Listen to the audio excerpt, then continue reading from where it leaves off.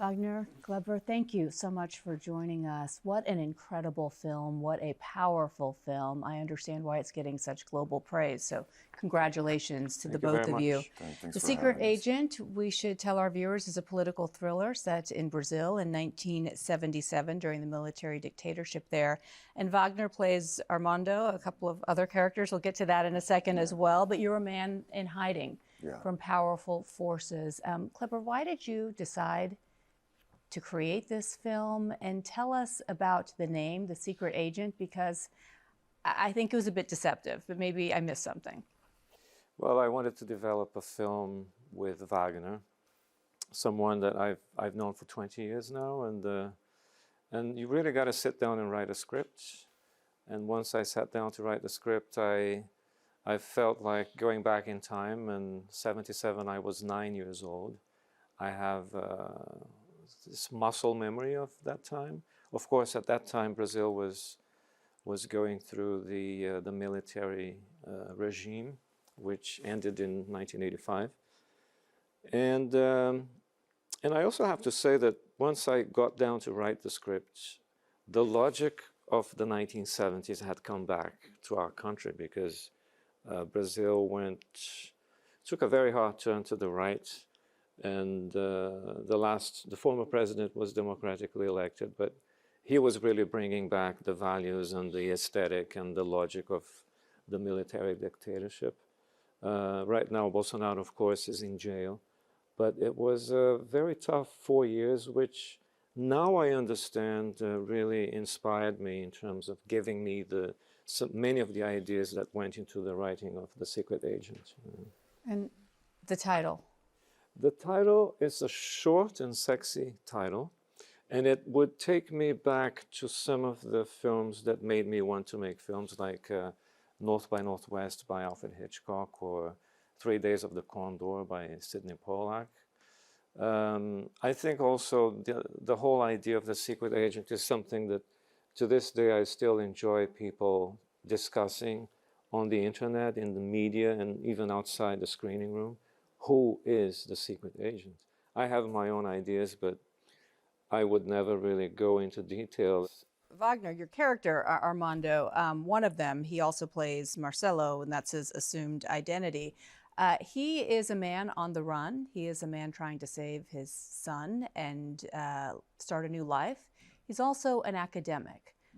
Tell us about his character. It's interesting because, like Kleber just said, we kind of experienced that feeling again in Brazil, like when Bolsonaro was the president, which is when first thing that they do is to attack universities, academics, scholars, journalists, and artists, and we both, as very vocal artists against that particular government, suffered lots of consequences of what we were saying, and especially what we were doing with the things that we do, with the films that we produce. I myself had produced and directed a film in Brazil that also took place during the dictatorship, and this film was censored. And that I'm talking about Brazil in the 21st century, Brazil from 2018 to 2022, the biggest democracy in South America. So I think that these kind of things always make me think of like how we cannot take democracy for granted. And I'd just like to point something out. I think that once the democratic system breaks down, any normal, honest citizen in a society may begin to feel like a secret agent. Just because the things you stand for and the things you think and say, and you could be an academic or a journalist or an artist, that will immediately put you in the position of being under persecution. So I think a lot of the idea for The Secret Agent and the title The Secret Agent came from the notion of society breaking down and you having to deal with a situation where the values are upside down. Yeah, the majority of the victims of dictatorships are not freedom fighters, are not people that are trying to overthrow a government, or like regular people, like that are persecuted just because they are who they are, not just because of their skin color, or because of depends on their religion or their political beliefs. You mentioned that it was going back to the conversation about Bolsonaro, and I don't want to spend too much time talking about politics, but you have said before that you think it was the amnesty law that actually brought Bolsonaro to office. Explain the dichotomy there, because unlike a military dictatorship, and as you even acknowledged, he was democratically elected. Yeah, but it's a matter of memory, I think. You know, like if we don't have our history told correctly, or if we forget, if we have things like the amnesty law, that the amnesty law was a law that we have in '79 in Brazil that basically forgave all the torturers and killers and people that did very despicable things to civilians in Brazil. If we have things like that, if we make people believe that attempting against democracy or attempting against human rights is something that's okay, then we have a memory problem, you know. And we had that in Brazil for decades, for centuries, I would say. You know, our history is based on many beautiful things, but also it's based on, like, Brazil was the last country in the Western world to abolish slavery. So we live with many contradictions in that country. So I really believe that Bolsonaro wouldn't have been elected if it wasn't because of the amnesty law. As right now, we are finally getting even with our memory when we sent Bolsonaro to jail, and we sent military. For the first time in Brazil, we sent military people that attempted against democracy to jail. So I truly believe that the new generations of Brazilians are going to grow up with a different sense of understanding of our history and of our memory. You mentioned memory. Memory plays a key theme in this film, and you go back and forth between the 1970s and then more present day, where your character, Armando, as he is on the run, is actually aided by two individuals who want to help him, and he's telling his story. Talk about the role of memory here in that genre. Well, I'm fascinated by the idea that cinema is memory. Each film will be put away in a cinematheque and will become a piece of archive. The conversation we're having right now will hopefully become part of an archive to be seen in the future. And I think that's one of the basic premises in the film. The story we're living now is our own story in the present time, but there might be someone listening in the future. And the story of Wagner's character in the film is in fact just a fragment in the future which helps you understand the country and how society evolves. But there is a lot of discussion around the secret agent in many countries and in Brazil and here in the US about being a film about memory. But in my mind, it's really a film about amnesia. And many countries and many societies, in fact, they want to forget because it's not comfortable or it's not political to remember. So I really believe that one of the stronger aspects of the film is really about amnesia, without giving anything away from the plot. But towards the end, I think that's a very strong point that the film makes. Well, I just saw Donald Trump saying that America should move on with the Epstein thing. You know, we should move on. No, I don't think America should move on. I think America should check that out, and go deep on what that means and the people that are involved in that. The moving on thing of it all, that's what caused the amnesia that in Brazil that Kleber was And once again, let's move on. Let's forget about. Let's just let's start over. Let's have a fresh start. Keep it in the right past. now. Yeah, keep it in the past. Once again, the files, they are pieces of archive, and they are being examined now.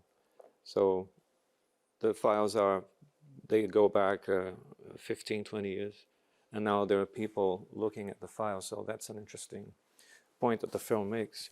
I do want to go back to that scene where your character is being interviewed and recorded about this corrupt businessman who has now put hitmen out to find and kill your character. And you don't come across as an aggressive, violent person, but when it comes to this particular character, here's what you had to say. Eu não sou uma pessoa violenta.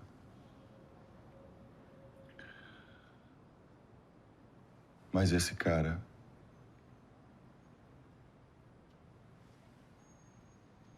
eu matava ele com um martelo.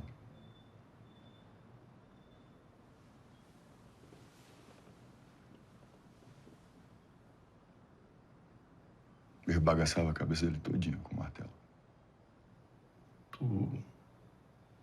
Tu anda armado?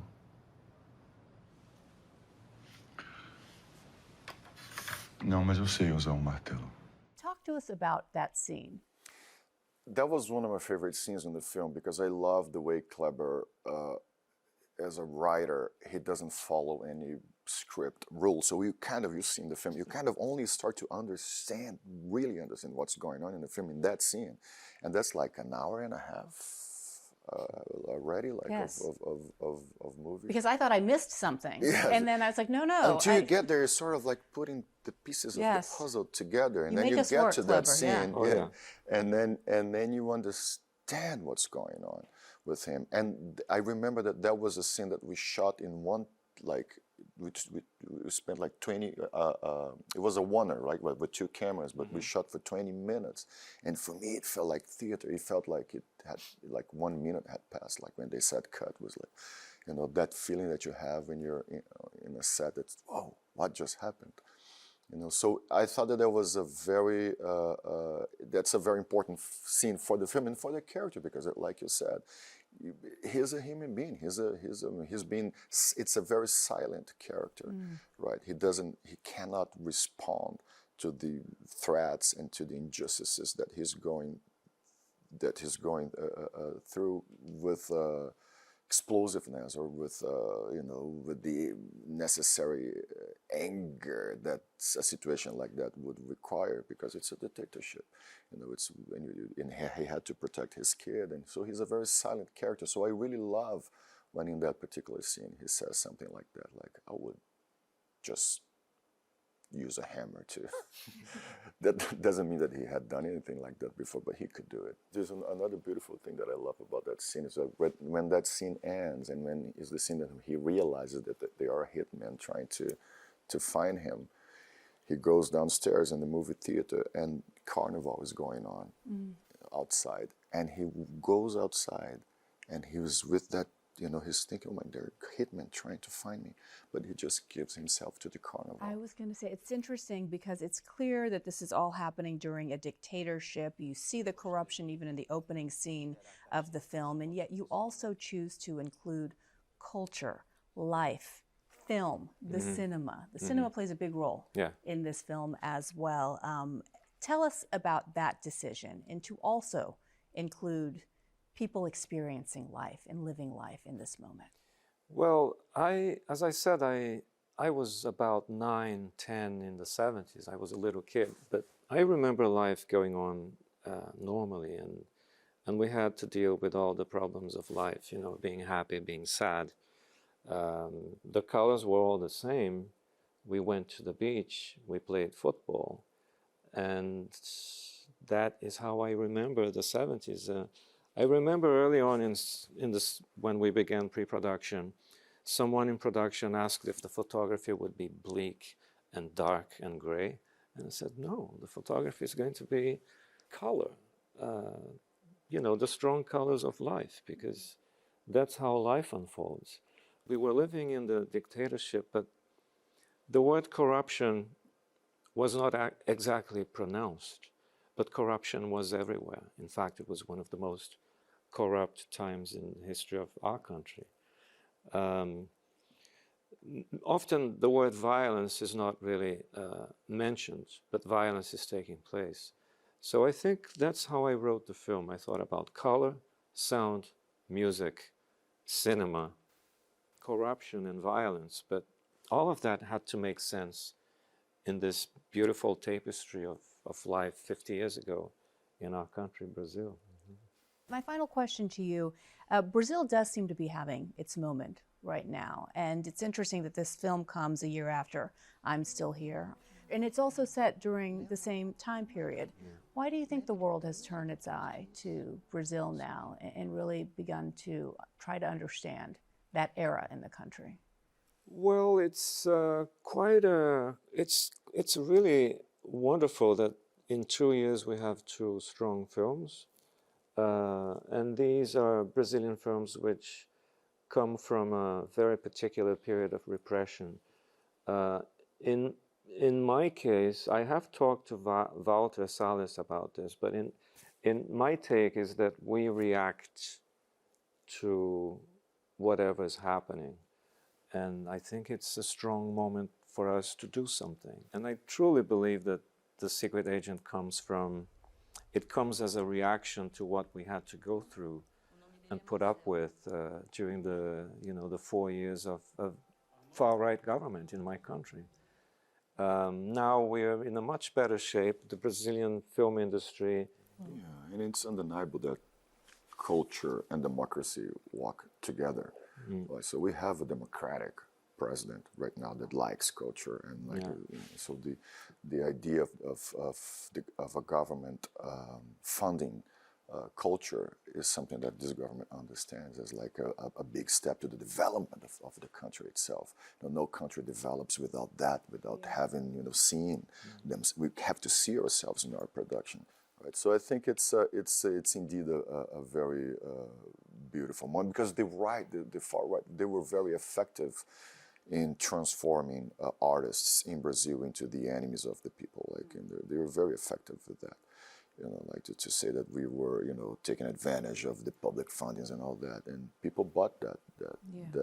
A big part of the country, like Brazil, is polarized, and as the U.S. and as in the rest of the world. So it's nice to see. It's beautiful to see Brazilians rooting for this film, and seeing this film as theirs, as part of their culture or something that represents them.